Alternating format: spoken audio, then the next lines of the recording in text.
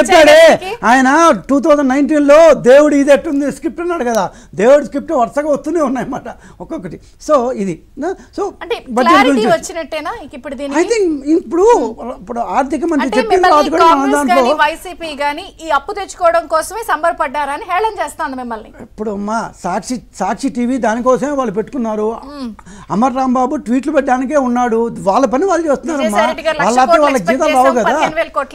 So నేను స్పష్టం చెప్తున్నాను, 15,000 కోట్లు మ్యాక్సిమం 30% అంటే ఒక 3-4 వేల కోట్ల రూపాయలు మాత్రమే లోన్ రూపంలో ఉండే అవకాశం ఉంది. అది 30 ఏళ్లలో తీర్చాల్సిన అప్పు, వడ్డీ 2-3% కంటే దాన్ని ఏమంటారు ఈఏపీలో ఎక్కువ ఉండదు. సో మనం ఇప్పటిదాకా తీసుకున్న ఏమంటారు అప్పులతో పోలిస్తే ఇది పీనట్స్ కూడా అది ఇంకా తక్కువ, అది నీటి బొట్టు కంటే చాలా. బట్ 15,000 కోట్లు ఇవాళకి ఈ సంవత్సరంలోనే మనకు అందబోతున్నాయి. అందుకని ఈసారి last time world bank loan కోసం ఆంధ్రప్రదేశ్ ట్రై చేసినప్పుడు అమరావతి కోసం 2019కి ముందు ఏ విధంగా వీళ్ళందరూ 100ల కొద్ది రిపోర్ట్లు ఇచ్చి అమరావతిని కర్కశంగా చంపేశారు.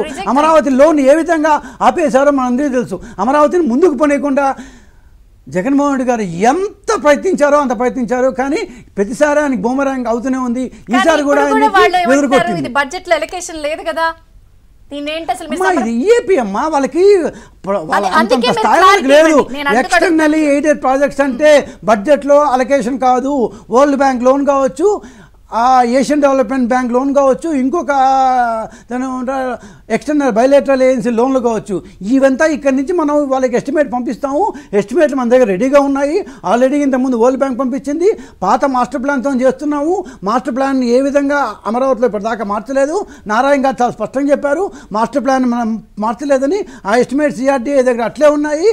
ఆ ఎస్టిమేట్స్ ఈ యొక్క కాలానికి కొద్దిగా మార్పులు చేసి వెంటనే ఏ బయలేటరల్ ఏజెన్సీకి అయితే సెంట్రల్ గవర్నమెంట్ చెప్తుందో సెంట్రల్ గవర్నమెంట్ పూచీకత్తిస్తుంది, గ్యారంటీ ఉంటుంది, హామీ ఇస్తుంది.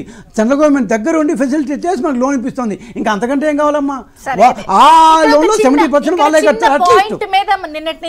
ఖచ్చితంగా చెప్తాను. ఇప్పుడు బీజేపీ దగ్గర నుంచి క్లారిటీ తీసుకుంటారు. ఏమంటున్నారు? సో ఏపీ ఎంత వాటా భరించగలదో చూస్తాం. దానిని